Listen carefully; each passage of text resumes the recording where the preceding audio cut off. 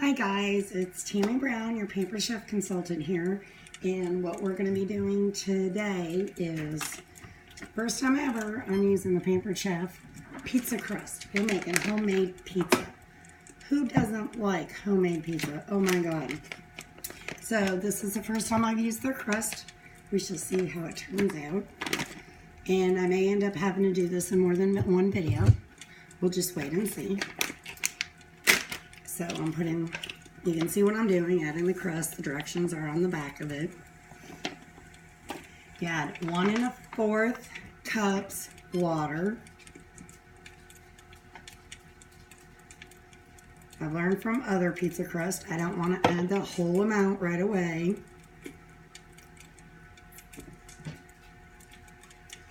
And it's 1/3 cup oil.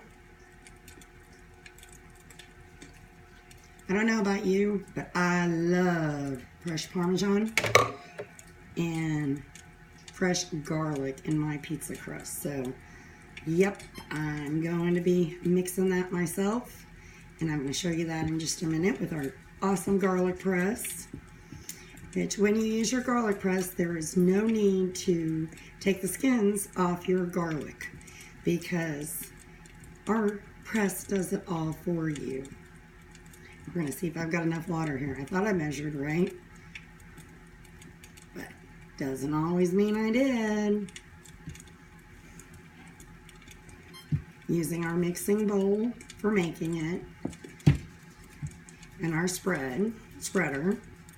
So while that's sitting for a minute, I'm going to show you how to turn around and use our garlic press. It's really cool. It comes with its own little brush for cleaning. Set the garlic in there. And watch, all you do is squeeze it out. There's your fresh garlic. Inside is your skin. And you use this little brush to clean your garlic off. And the little brush goes right in here to take the skin of the garlic off. That should be enough for pizza dough, because I'm actually going to put some sliced garlic on it too when I'm done. So I think we need the last of the water. And this says when you're done kneading it a few times that you're gonna put the bowl over top of it and let it sit for 5 minutes. When you have your crust completely made and put out on your pizza stone or pizza sheet, whichever one you're using, you're gonna bake that for 16 to 18 minutes before you put your sauce and all your food on it. I think that's where a lot of people make their mistakes when they're making homemade pizza at home. They put their crust down, put over all their toppings and everything, and then bake it. And then they wonder why their crust doesn't come out right. Well, that's the trick of it, guys. You've got to do it yourself. You've got to turn around and bake it first. Okay, and it says add a little flour. I'm using a flexing mat. Oop, that was a little more than a little flour. A dusting of flour. And we're gonna take our dough out.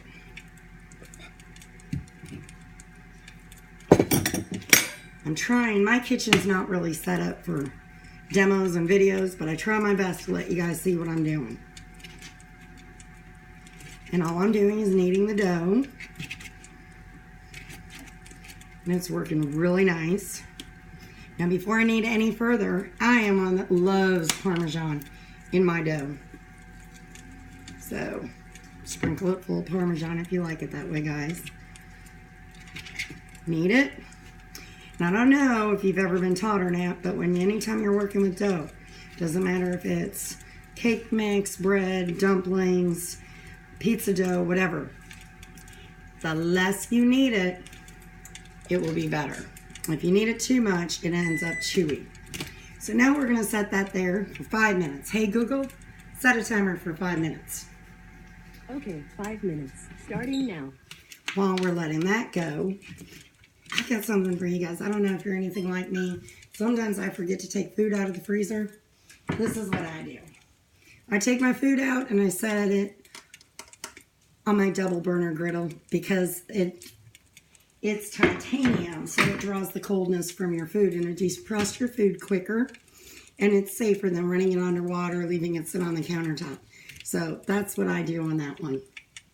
Today, we're going to be using the large round stone. I love this. It's got handles. It's sturdy. And while our dough is sitting there, we're going to move this over. And I'm going to show you how to use the spritzer. Every time you use the spritzer, you make sure it's released. So it's not tight. When you go to use it, you tighten it up and you pump it. And you pump it till you can feel the resistance. You'll know about when. And when you're ready to use it, there's a little line on it that the arrow, the yellow arrow net goes to it. Spray it. And I don't have much oil in here today, so that's kind of my own mistake. When you have it sprayed,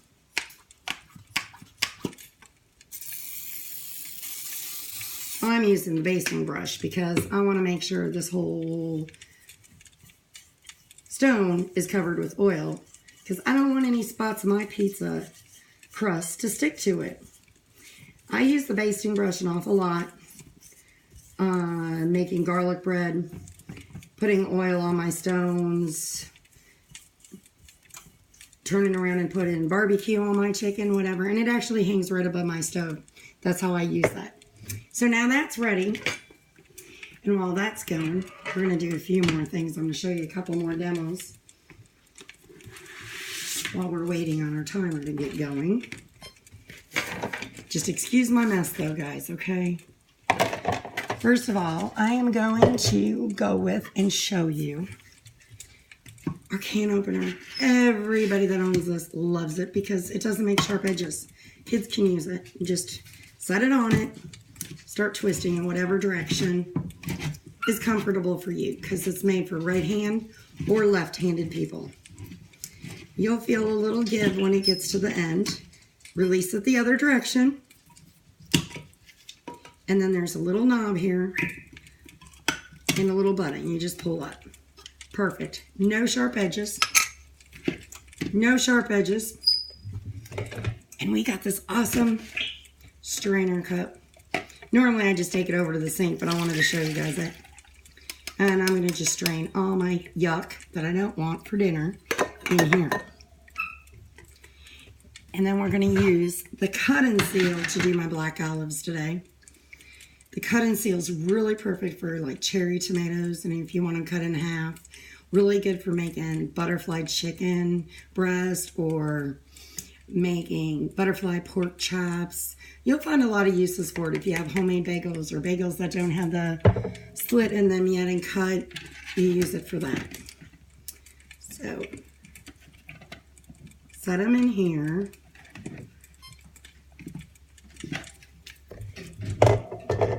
And take out a knife. Don't push down real hard. You're just going to push down a little bit. And your knife's just going to go right through it. And now you just got your olives cut in half. So we're going to throw the rest of them in here. And we're going to do the rest of the olives real quick. Show you again how super simple this is to use. You can see them laying in there. They're just laying flat, closed. Close it down a little bit with a tad bit of pressure and cut to the end. You cut your olives in half and they're done. Really great for salads. Spring, summertime, fall, when you got all those fresh vegetables in. Really perfect for that. Sorry, I'm moving everything around so I can show you a few more demos today. The next thing we're going to do is I'm going to show you our quick slice. I'm putting pineapple on our pizza tonight. This is cool. It does come with a guard. Okay, Google, turn timer off. It does come with a guard. And just depending on what you can use it for thicker sliced eggs. You can use it for cheese, vegetables, and this is going to make slices. And just roll it down like that. And there's my little chopped ones because I used the rings today. I use this a lot for green peppers. I bag a lot of my green peppers throughout the season, so I have them during the cold months, and I don't have to worry about running out and buying them all the time. And if you had full pineapple instead of rings, it would just slice the pineapple. It's chunking mine because it's already ringed.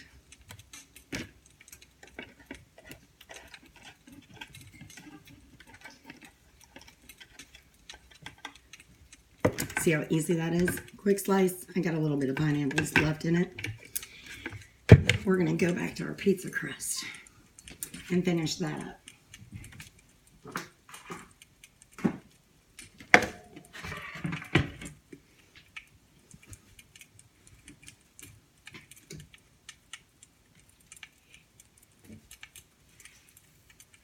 I'm going to get a little extra flour on it before I spread it out. That was probably a perfect amount of flour too. I'm going to start with spreading it by my hands.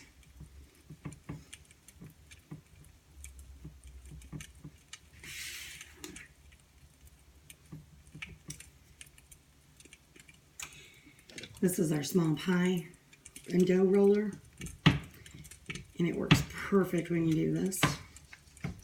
And take your crust to the edge where you want it. And if you're using something smaller, use the opposite end.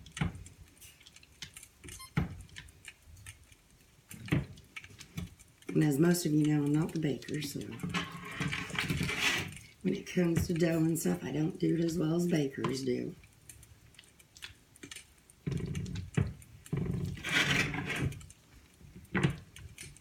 This is going to make a perfect crust too, because I'm spreading and letting go at the end, so I'll have a thicker crust around the side for my pizza.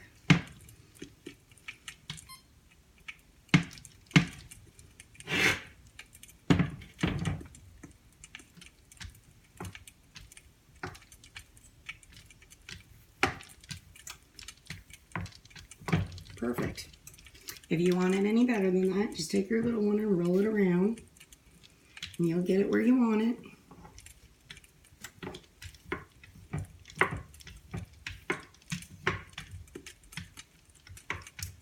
Now, next up on this is forking your dough so you don't make bubbles.